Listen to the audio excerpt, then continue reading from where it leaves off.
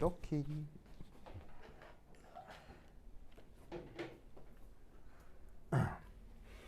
자.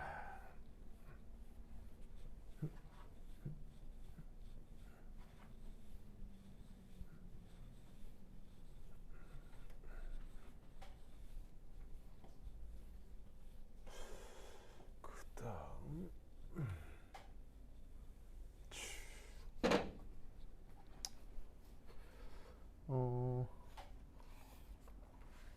자, 126페이지에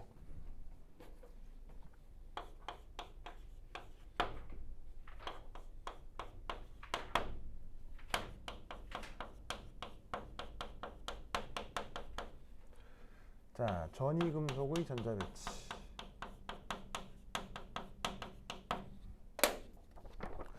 이거 한번 볼까요? 소리가 들리나?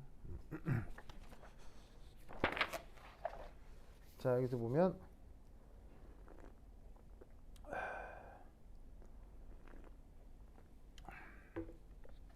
기본적으로 그 다전자 원자의 전자배치에 대해서 여러분들이 이제 뭐 모르시지는 않으니까 우선 여기서 잠깐 한번 살펴보면 왜 빌딩 업 프린시플이라고 하는 게 있죠. 그래서 이게 요즘 빌딩업이라 많이 쓰는데 내가 화학 배울 때 고등학교 때 라떼는 이걸 뭐라고 했었냐면 아우프바우라고 했어요. 아우프바우. 그래서 이거는 독일어입니다. 독일어. 그래서 빌딩업 영어로 이제 뭐예요? 이렇게 뭔가를 쌓아 올리는 걸 빌딩업이라고 하잖아요. 근데 그걸 독일어 표현으로는 제가 아우프바우라고 해가지고 내 여름만 할 때는 화학 시간에 아우프바우라고 배웠었어요. 근데 이제 이걸 또 우리말 번역은 이게 쌓음 이렇게 번역하기도 하고, 그다음에 한자말을 써서 축조 뭐 이렇게 번역하기도 합니다. 네, 그래서 뭐 내용은 하나인데 되게 부르는 이름이 많네요. 생각해보니 참. 자, 그래서 이때 여기서 이 원리는 바로 이게 되겠습니다. 1s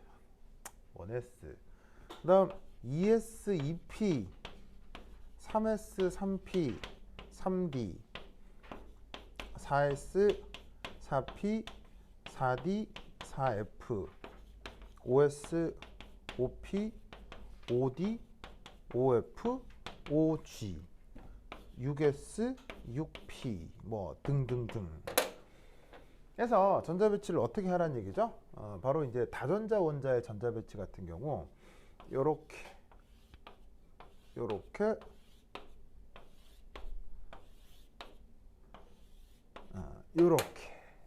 요 순서대로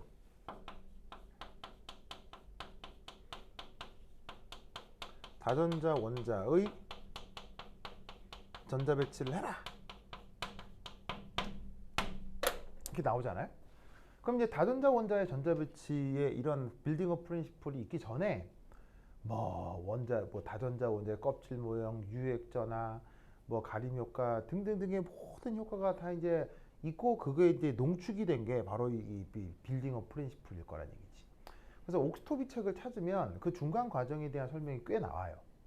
그래서 이제 옥스토비 책으로 이제 학교에서 수업을 하면 그 좀 어려운 부분까지 다 시험에 나올 가능성이 있는데, 책이 준별로 바뀌어서 그걸 할지 안 할지는 모르겠거든요.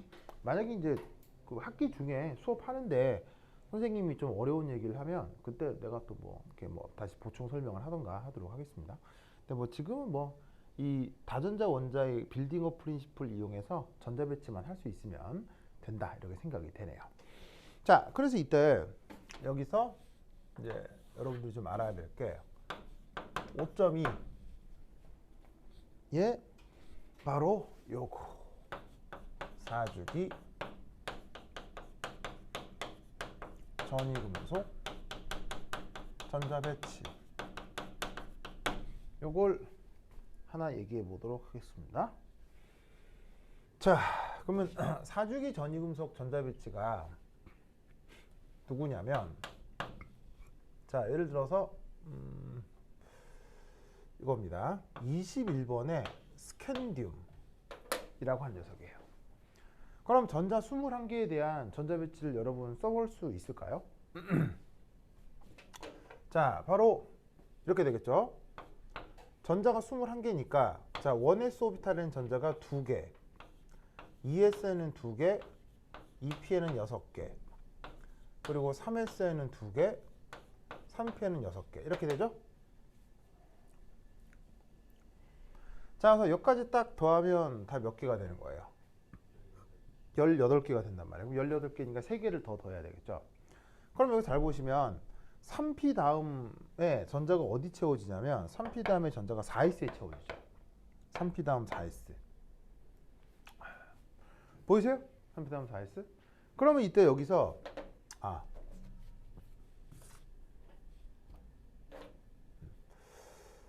19, 20, 19번 포타슘부터 한번 생각을 해봅시다. 그럼 여기까지가 15개니까 아니 이게 18개니까 그 다음 전자 배치는 4s1 이렇게 써주시면 되는 거죠. 성충 남죠? 그 다음 이제 20번에 칼슘이거든. 그럼 20번 칼슘은 1s2, 2s2, 2p6, 3s2, 3p6에 4s2. 왜냐면 싸움 원리에 따르면 3p 다음 4s니까. 그리고 4s는 전자가 하나, 2개까지 채워지니까 이렇게 전자 배치를 하면 되겠네요. 이때 여기서 이 부분 이게 어떻게 돼요? 이게 공통 부분이 되죠. 그래서 얘를 이렇게 알곤의 전자 배치랑 같다라고 이렇게 치환을 해주는 거예요.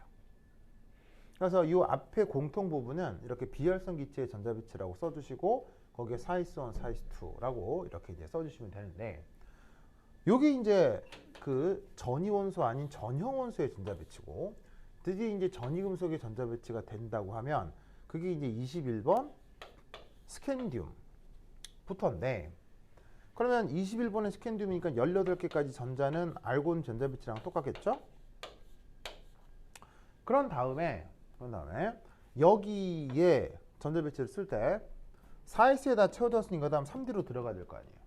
그럼 4s로 다 채워지는데 3D로 들어가면 그 다음 전자 배치를 어떻게 쓰냐면 4s2 한 다음에 3d1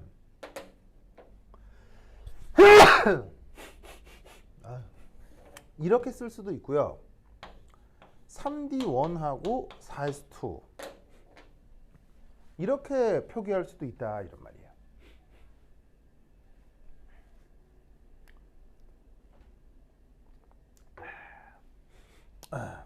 보이시죠? 그럼 둘 중에 뭐가 맞을까요? 자, 4s 채워지고 그 다음 3d죠. 뭐야, 성춘아, 요건 알고 있죠, 그렇죠? 그래, 그렇죠. 내가 너무 무시했나? 미안해요. 진짜요? 그래, 고마워요. 3D 맞죠? 그럼 이때 여기서 고마워요. 자, 어쨌건 이렇게 써야 돼, 아니면 이렇게 써야 돼? 학교인생이면 어떻게 쓰세요?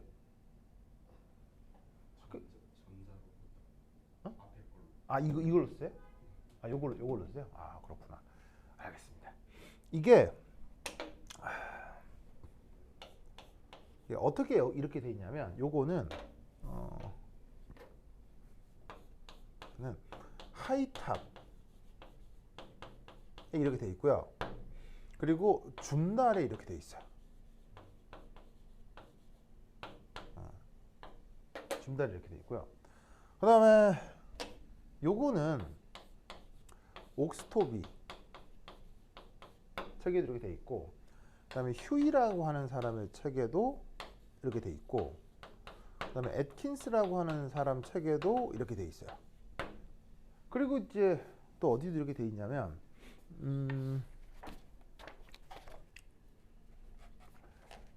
NBS에도 이렇게 돼 있어요. NBS 이렇게 돼 있어요. 그럼 이제 여기서 딱 차이가 나는 게 뭐겠어요? 딱 차이가 나는 게 이건 좀 수준 낮은 허접한 책, 이건 좀 제대로 된 책이라고 생각할 수가 있겠죠. 그럼 여기서 NBS는 뭘까요? NBS가 뭘까요? MBS가 뭐냐면 내셔널 부루 오브 스탠다드.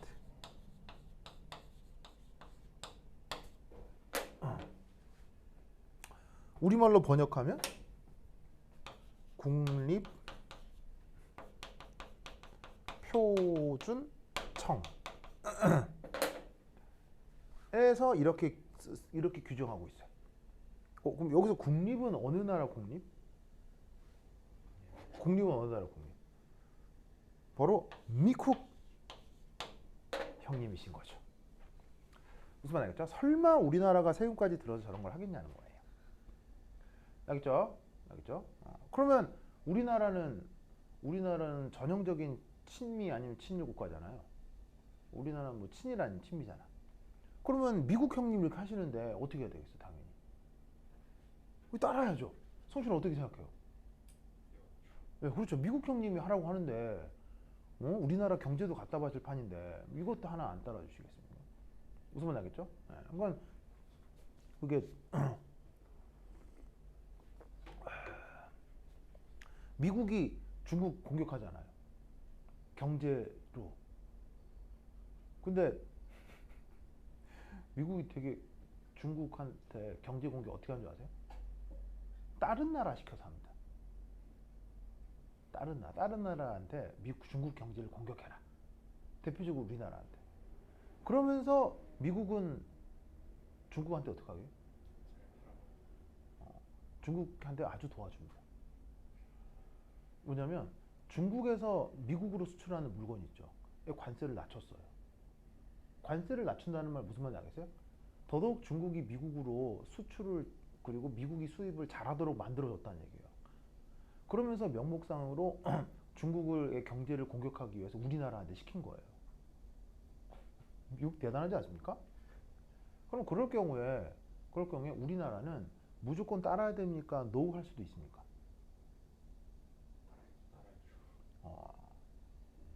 1980년대였으면요 무조건 따랐어야 돼요. 왜냐하면 우리가 족도 힘이 없었으니까요. 근데 요즘은 노 해도 됩니까? 안 됩니까?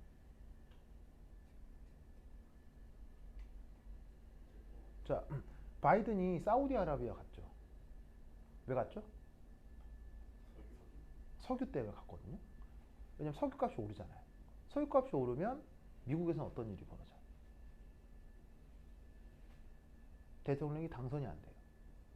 공식이에요, 공식. 석유값이 오르면 대통령 재선은 불가능해요. 그래서 사우디아라비아까지 간 거예요. 그런데 사우디아라비아의 왕세자, 전 세계 1위 부자. 전 세계 1위 부자가 누구예요? 일론 머스크로 알려져 있죠. 하지만 비공식 성까지 다 더하면 전 세계 1위 부자는 사우디 왕세자예요. 그 일론 머스크는 없는 사우디아라비아 왕세자는 뭐 첩보 라인, 정치 라인, 그리고 유전, 비자금 무슨 말인지 알겠어요? 이런 거 따지면 전 세계에서 제일 부자가 사우디 왕세자거든요. 걔 만나러 갔어요. 그래서 사우디 왕세자 만난 다음에 사우디 왕세자가 뭐라고 했게? 꺼져 이랬어요. 꺼져 이랬어요. 네. 자, 그럼 우리나라도 그럴 수 있다 없다? 우리나라는 사우디가 갖고 있는 석유보다 더 강력한 자원이 있죠. 뭐예요? 뭐예요? 반도체 하고 배터리. 우리나라 반도체하고 배터리 수출 안 하면 미국 어떻게 돼? 망해요. 미국이 폭망해요. 뭐가 안 들어가죠? 우리나라 배터리하고 반도체 수출 안 하면 미국 어떤 일이 벌어져? 미국의 3대 자동차 회사가 올스탑 돼요. 그럼 올스탑 되면 어떤 일이 벌어진다? 미국의 실직자가 생기겠죠. 그러면 파업하겠죠. 그럼 대통령 당선 안 돼요. 그러니까 지금은 우리의 힘이 있다고요. 그래서 우리나라도 노 할 수 있는데 뭐 성대라뇨? 뭐로? 성균관대 반도체가 좀 좋아 보이더라고요. 반도체 할까요? 반도체 할까? 뭐 나쁘진 않죠. 나쁘진 않은데 근데 카이스트 가죠 왜요? 진짜로요? 카이스트 아니면은 그래요. 나쁘진 않아. 이번에 영어까지 끌어올렸는데 예. 끌어올렸는데 근데 뭐 카이스트도 오지 말래요? 왜? 못갈것 같아요. 아니면 디지스트도 안 튼대요. 디지스를 네. 가면 뒤지고 뒤진대요? 누가 알려주셨는데 네. 완전 도지코인 같은 거라서 어. 언젠가 무조건 떡락한다고. 그렇구나. 알겠습니다. 그래요? 아니면은 그래. 그래. 서울에 있는 대학도 나쁘진 않지. 서울에서 놀고 싶어요. 그것도 좋아요. 그것도 좋은 거예요. 네. 그리고 이거 사람 인생은 어떻게 풀지 모르기 때문에. 네. 그리고 만약에 대학을 내가 원치 않는 대학에 갔을 경우 서울대 갈 수 있는 서울대 간 것보다 더 좋은 효과를 낼 수 있는 방법이 있거든요. 근데 가르쳐 줄게요. 서울대 가냐보다 더 인생 필 수 있는 방법이 있어요. 가르쳐 줄게요.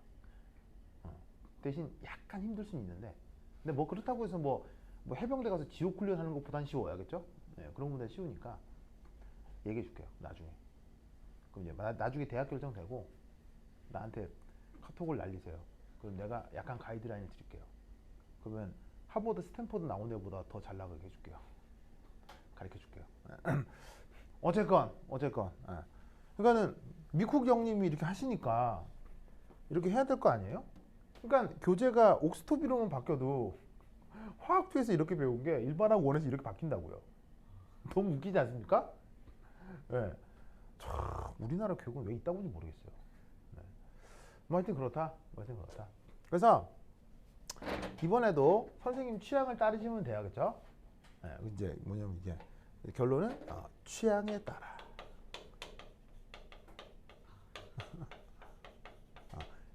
At your own taste. 알겠죠? 테이스트에 따라서 골라주시면 되겠습니다. 알겠죠? 위에 거는 뭐냐면요. 그냥 저기에 있는 싸움 원리를 고지고대로 쓴 거고요. 아래 거는 왜 이렇게 쓰는 거죠? 왜 이렇게 쓰냐면, 자, 요런 식으로,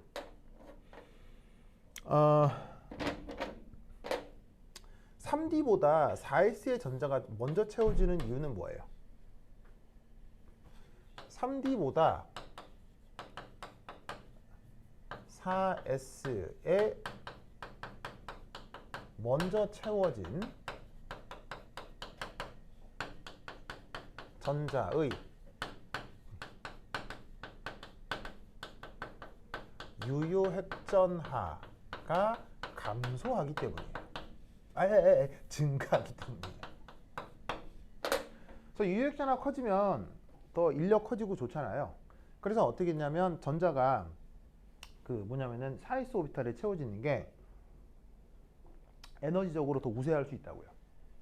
아시겠죠? 그런데 이때 여기에 있는 4s2, 3d1, 3d1, 4s2 이건 이제 뭐냐? 이렇게 이제 아래쪽에 있는 이 제대로 된 전자 배치를 생각하면 이렇게 됩니다.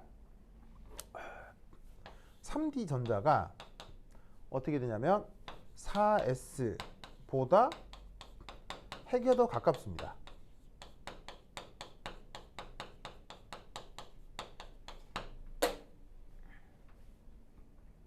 왜냐하면 뭐가 더 작기 때문이죠? 주양대수가 더 작기 때문에 그래요. 이게 주양대수 작은 게 핵에 가까운 더 큰 요소거든요. 각운동량 인야수보다. 그럼 4s보다 핵에 더 가깝기 때문에 어떤 일이 벌어지냐면 여기 전자가 채워지면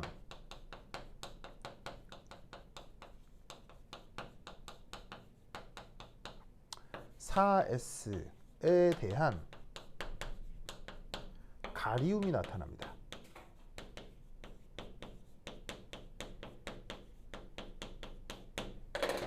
즉 3D에 아예 전자가 없으면 4s에 들어차면서 유효액자가 커져서 그 전자가 더 안정한데 3D의 전자가 채워져 버리는 순간 어떻게 된다? 이 4s의 유효핵 전하가 감소합니다.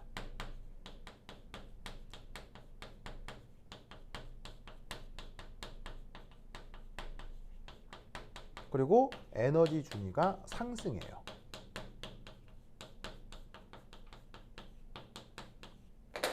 그래서 어떻게 되냐면 3D의 전자가 채워지면 4s는 더 이상 안정해지질 않아요. 안정해지지 않아서 불안정하기 때문에 오른쪽에 쓰는 거예요. 왜냐하면 전자배치를 이렇게 쓸 때 이 전자배치의 의미가 뭐예요? 이 전자배치의 의미가 뭐냐면요. 바로 왼쪽으로 갈수록 더 안정한 오비탈인 거고요. 오른쪽으로 갈수록 더 불안정한 오비탈이죠. 그죠? 더 안정, 더 불안정. 그러니까 전자배치를 쓰는 순서가 그렇잖아요. 그럼 이것도 어떻게 되냐면 3D의 전자가 채워지는 순간 4S가 더 불안해지기 때문에 오른쪽에 쓰는 거예요. 그냥. 알겠죠? 그러니까 여러 논리 구조를 봤을 때 이게 더 맞는데 하이탑이나 중달 이거 저자들은 이걸 잘 몰라요.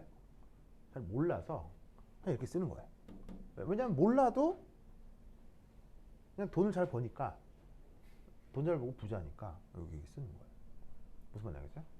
이 하이탑 저자가 대한학회에 기부를 얼마나 하는지 아세요? 엄청나요. 그래서 대한학회에 대한 이 김봉래 씨의 영향력 엄청나요. 모르죠? 이 세상은 돈이에요. 예. 이 사람 제자가 이 사람 아들이 내 제자였거든. 그래서 걔도 국가대표가 되긴 했는데 내 국가대표 반까지의 아들이 있었어요. 그래서 이제 얘 국가대표 시험 볼 때 좀 말이 좀 많아. 근데 어쨌건 그러니까 anyway 하여튼 예. 그래서 대한학교에 대한 영향력이 엄청나요. 돈이 많기 때문에. 그다음에 인양반은 재벌이에요. 재벌. 페라리 모으기가 뭐냐면 취미예요. 그러니까 부자라서 영향력이 계속 있는 거죠. 네, 참 이런. 하여튼 어쨌건 이거보단 이게 더 좋습니다. 알겠죠? 이게 더 맞습니다. 이건 틀렸고요. 근데 한국에서는 통용된다. 하여튼 그렇다. 그래서 선생님 취향에 따라서 골라 써주시면 돼요. 알겠죠? 자, 그래서 이제 다전자 원자 전자배치 요거 알아두시고, 그다음 교재 127페이지에 살짝 언급하고 있는 예외성이 나타난다. 그래서 크롬하고 구리 전자배치 예외성 나타나는 건 알죠? 이거 아주 유명하죠? 네, 이건 됐고요. 자, 그래서 쭉 넘어가고요. 웬만한 건 다 여러분 알 수 있으니까 됐고. 자, 130페이지에 그 원자의 주기적 성격이라고 있어요. 찾았어요? 130페이지 원자의 주기적 성격. 주기율표에서 나오는 주기적 성격에 대한 얘기인데 이건 뭐 그렇게 뭐 어려운 건 없습니다. 화학2에서 했던 내용이랑 거의 대동소이하거든요. 그래서 문제 나눠드린 거 막 풀어보시면은 이게 리마인드 될 거예요. 크게 어렵지 않으니까 이거 뭐 수능 1에 나오는 수준으로 나오니까 걱정할 필요는 없습니다. 다만 거기 131페이지에 있는 그림 28 있죠. 131페이지에 있는 그림 28. 그림 28 찾았어요? First and second ionization energies of atoms of the first three period. 찾았습니까? 바로 이쪽에서 그나마 시험 문제에 좀 어렵게 나온다라고 치면 그래봤자 뭐 대동소이한데 바로 이온화 에너지예요. 이온화 에너지. 그래서 이온화 에너지의 주기성 이게 굉장히 그 시험에 잘 나올 수 있거든요. 근데 그 이온화 에너지의 주기성에 뭐까지 더해줄 수 있냐면 바로 순차적 이온화 에너지의 주기성이 더해져서 나올 수 있어요. 아시겠죠? 알겠죠? 그래서 거기에는 그림 28 있죠. 이걸 외우는 게 좋은데 그림 28을 통째로 외우는 게 좋아요. 알겠죠? 좋은데 이게 어떤 의미냐? 간단하게 한번 살펴보도록 하겠습니다. 자, 지울게요. 요거만 하고 이제 이쪽 끝입니다. 여기 지울게요. 자, 어이씨.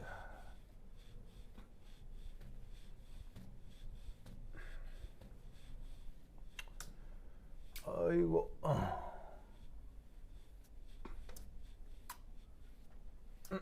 아, 그리고 한 개가 더 있긴 하다.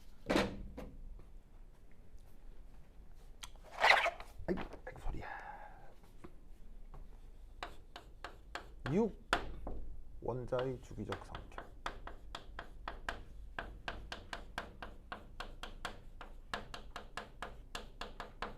에. 6.1.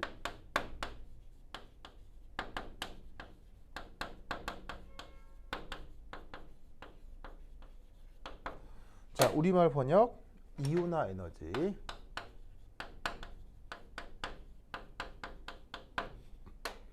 3에서 거기 3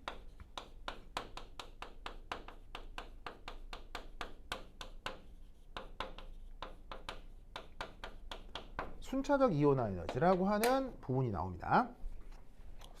적용이 아까 있었는데 지금 있나? 없어. 저기 기절. 기절. 자, 순차적 이온화 에너지. 그래서 거기 이제 뭘 설명드릴 거냐면 그림 28.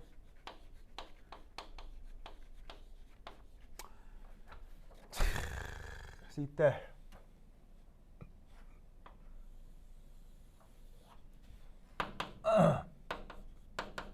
이온화 에너지.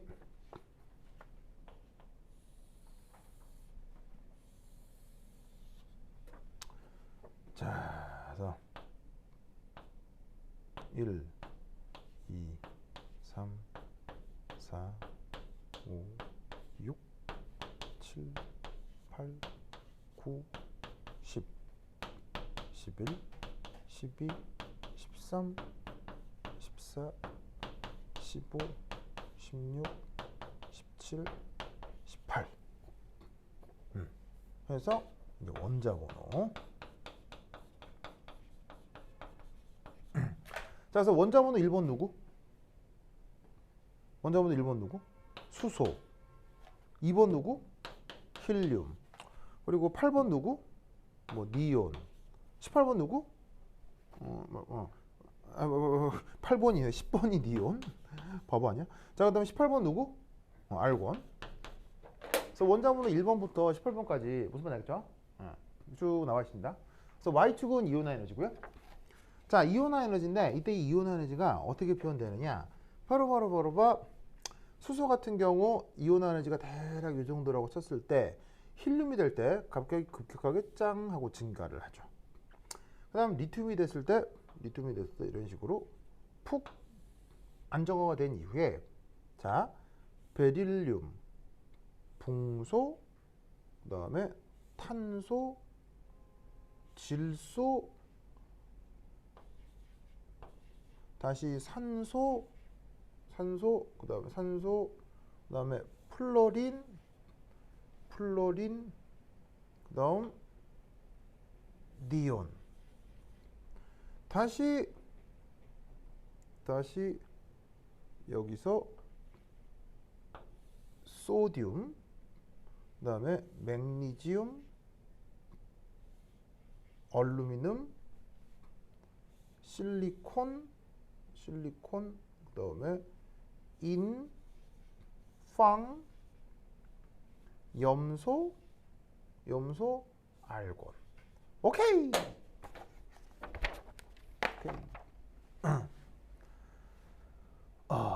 자, 여기서 시험 항상 나오는 거 뭐예요? 시험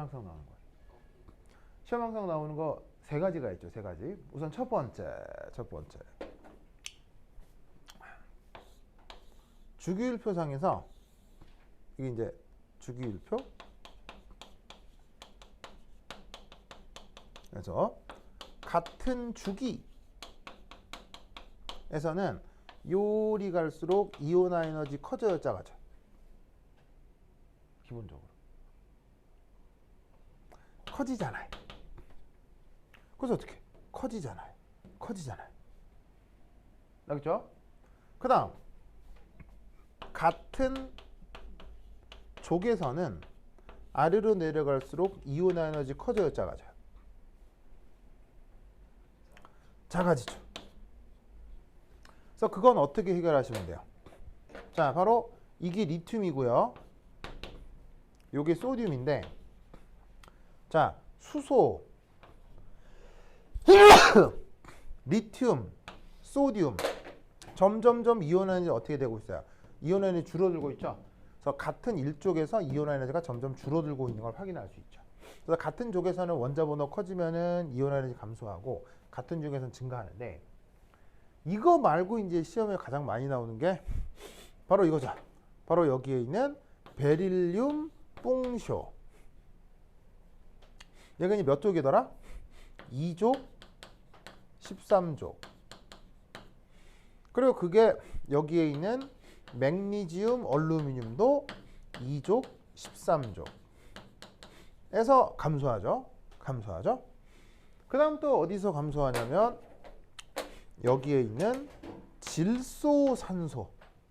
질소산소. 그래서 15족, 16족. 그 다음 여기에 있는 인황.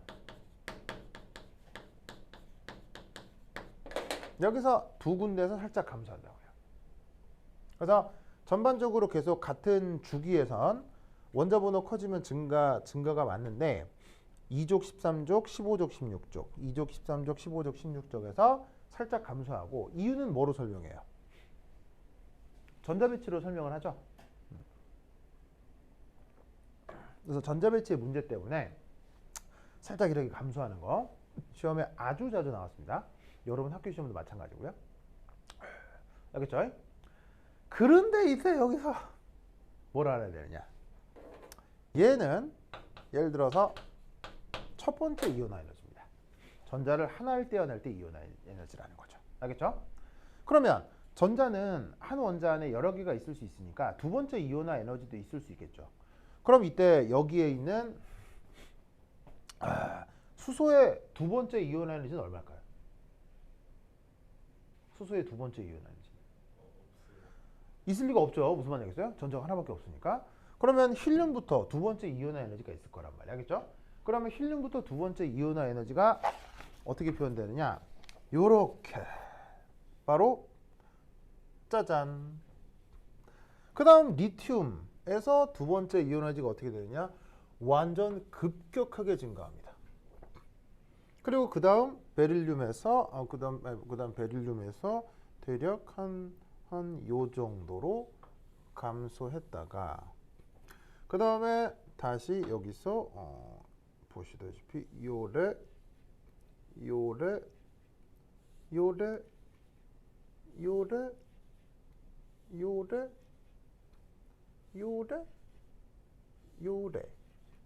그리고 다시 여기서 포악 감소했다가 이 정도는 아니구나. 여기에서 아이 그림이 예쁘지가 않네.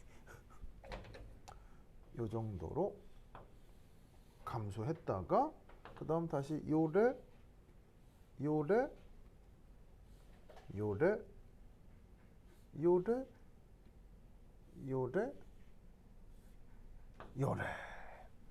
이게 바로 두 번째 이온화 에너지예요.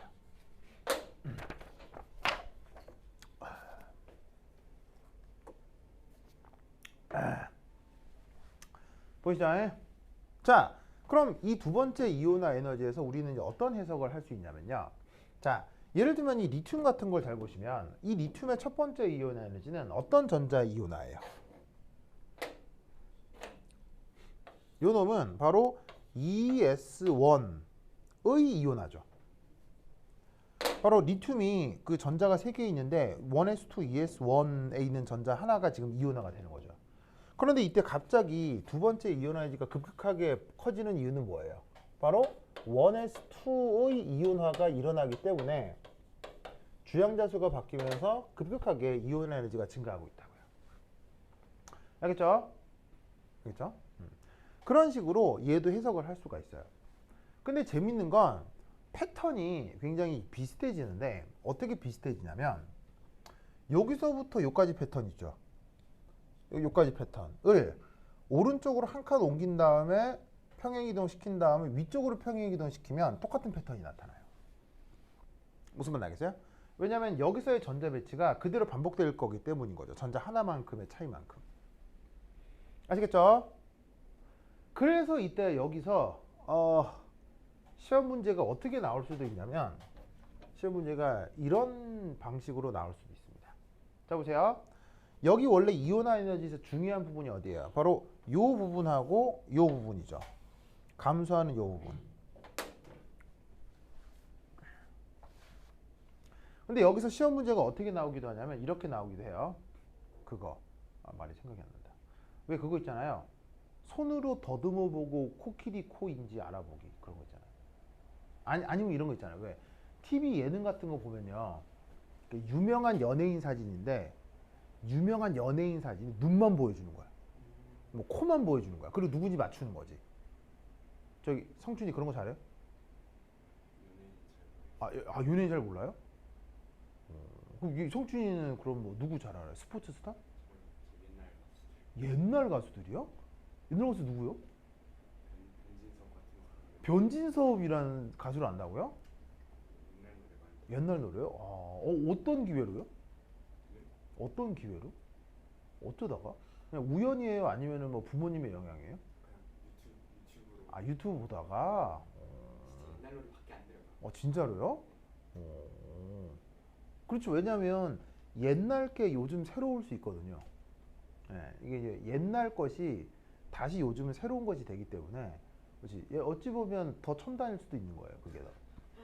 예, 왜냐면 요즘은 없는 거잖아요. 없는 거라서 그럴 수 있습니다. 그리고 진짜로 옛날 것 중에도 좋은 게 정말 많죠. 찾으면 많습니다. 예. 이게 뭐 더 좋으면 모차르트, 베토벤도 좋고요. 판소리도 좋고요. 판이 좋고요.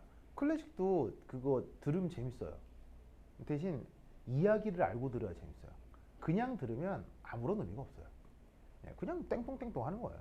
근데 이제 거기 숨겨 있는 역사적 의미, 그다음에 베토벤과 뭐 모차르트의 개인사 이런 걸 알고 들으면 좀 재밌거든요. 근데 그냥 들으면 아무런 의미가 없고요. 뭐여서 변진섭 또 다른 가수는요? 강수지요? 유재. 와 대단한데? 유재 같은 경우 내 초등학교 때 계시던 가수시거든요. 내 초등학교 때. 내가 지금 47이니까 내 초등학생이면 30년 전 가수. 유재.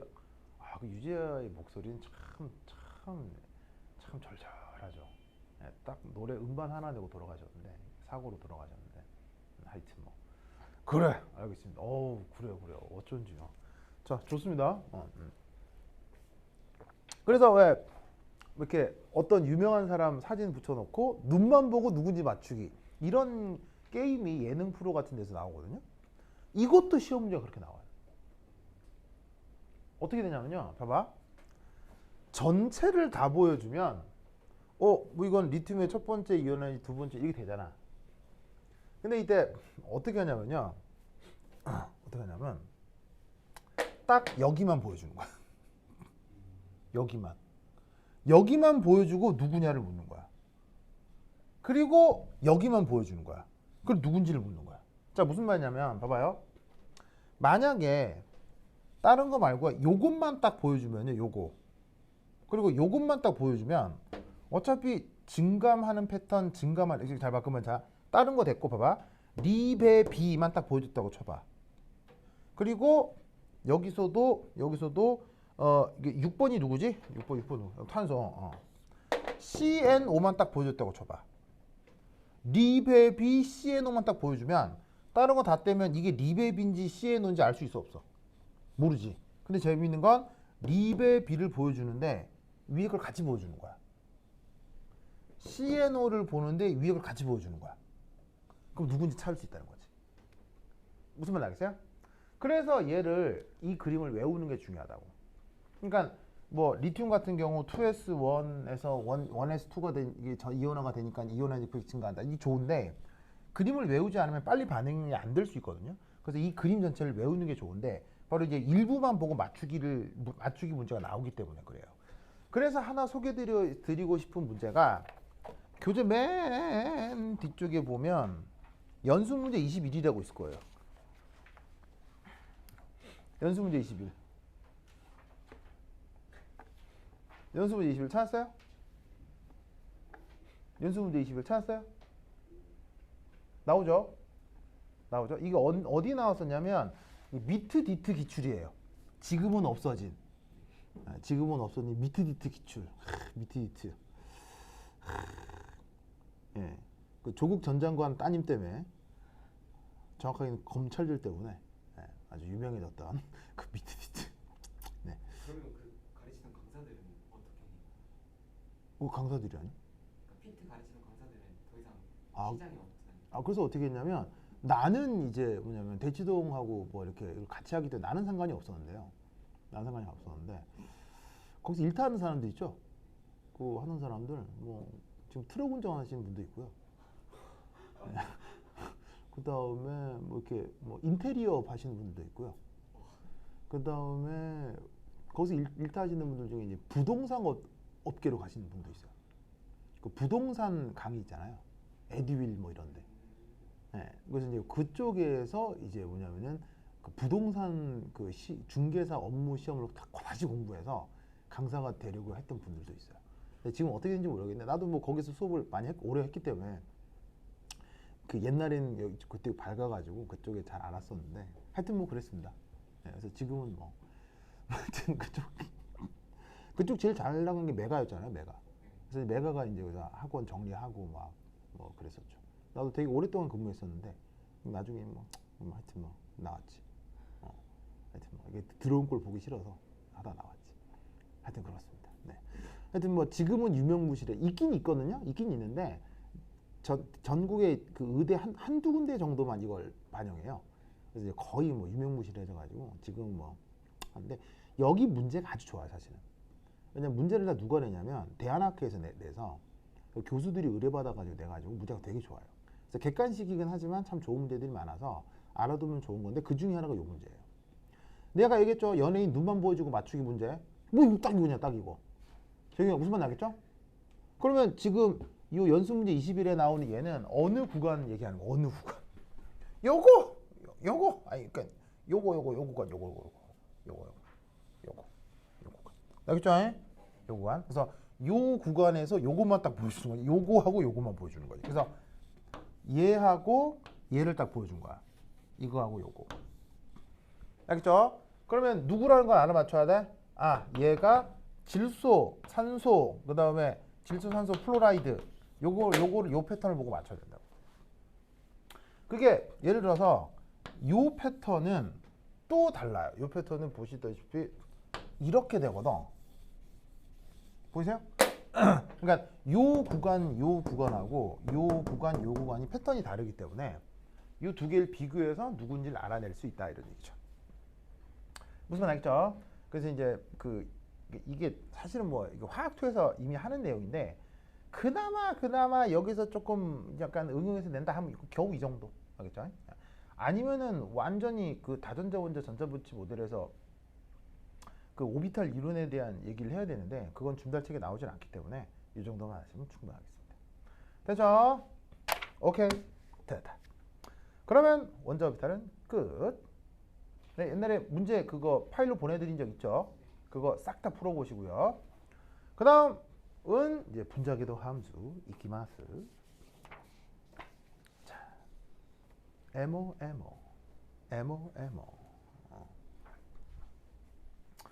자, 이 분자궤도 함수부터 또 한 10분 쉬었다 하도록 하겠습니다. 환시에 그토쇼 에모